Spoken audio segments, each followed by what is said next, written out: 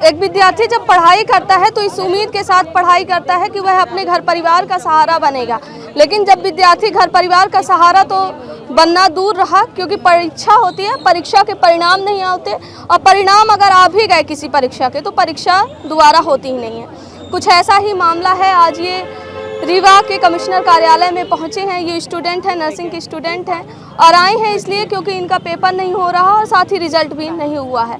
आज ही आए हैं उम्मीदों के साथ कमिश्नर कार्यालय में। कमिश्नर साहब के सामने अपनी मांगे रखेंगे, जान लेते हैं इनके।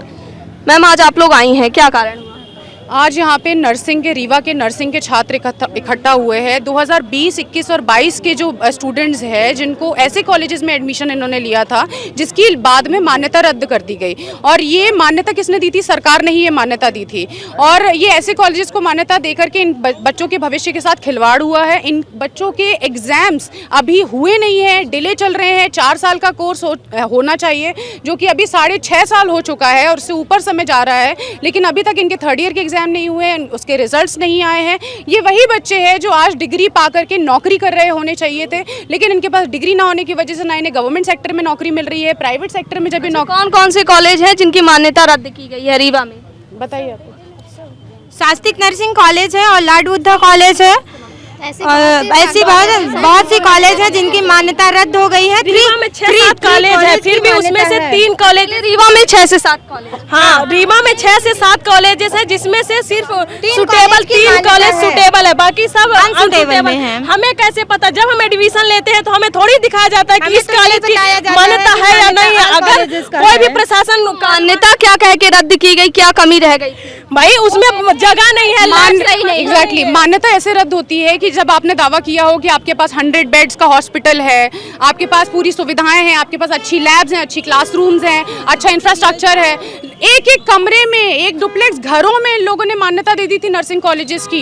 इस तरीके का घपला चल रहा था, लेकिन इसमें इन बच्चों की क्या गलती है, आप ये बताइए? इन बच्चों की उम्र बढ़ रही है, ये बच्चे गाँव से आते हैं, इनके माँ बाप बड़ी मेहनत मशक्कत से इनको शहरों में मेंटेन कर रहे हैं, किराए के घरों पे ये बच्चे रहते हैं। आज अगर ये कहीं पे भी जॉब करने जा रहे हैं, इनको क्योंकि फाइनल ईयर हुआ नहीं है तो प्रॉपर काम तक नहीं आता है। ये बच्चे आज मरीजों का इलाज कर रहे होना चाहिए था। मान्यता रद्द कर दी गई तो बच्चों के लिए कुछ विकल्प निकाला गया है क्या? कोई विकल्प नहीं निकाला गया होता तो आज हम यहाँ नहीं होते। जब हम कोई एक नर्सिंग ऐसा कोर्स माना जाता है, अगर कोई भी कराता है तो बोलता है कि इसके सोर्स अच्छे हैं। क्या सोर्स अच्छे? अब कोई माँ बाप अपने बच्चों को नर्सिंग में एडमिशन देगा, इसलिए देगा कि जो 4 साल की डिग्री हो 8 साल में पूरी हो, कि इसलिए देगा कि 10 लाख फीस भरो, फिर तुम रोड में भटको। ये कहाँ से न्याय है? सरकार क्या कॉलेज वालों को बोलते हैं, कॉलेज इंस्टीट्यूट बोलता है कि हम सरकार की वजह से, सरकार नहीं सुने। सरकार आखिर क्यों नहीं सुन रही? आखिर पहले क्यों दी गई थी मान्यता?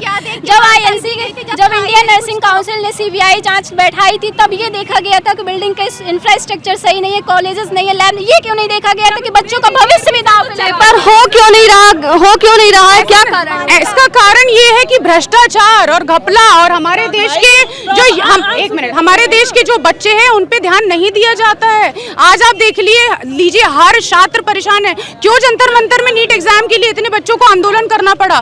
क्योंकि हमारा देश युवा प्रधान देश है, और इस युवा प्रधान देश में युवाओं का ध्यान नहीं रखा जा रहा है, इसलिए आज छात्र आंदोलित है। तो ये नर्सिंग हमारी बात भी तब सुनेंगे जब नीट परीक्षा के जैसे बच्चे सुसाइड करेंगे, तभी वो हमारे भी करेंगे।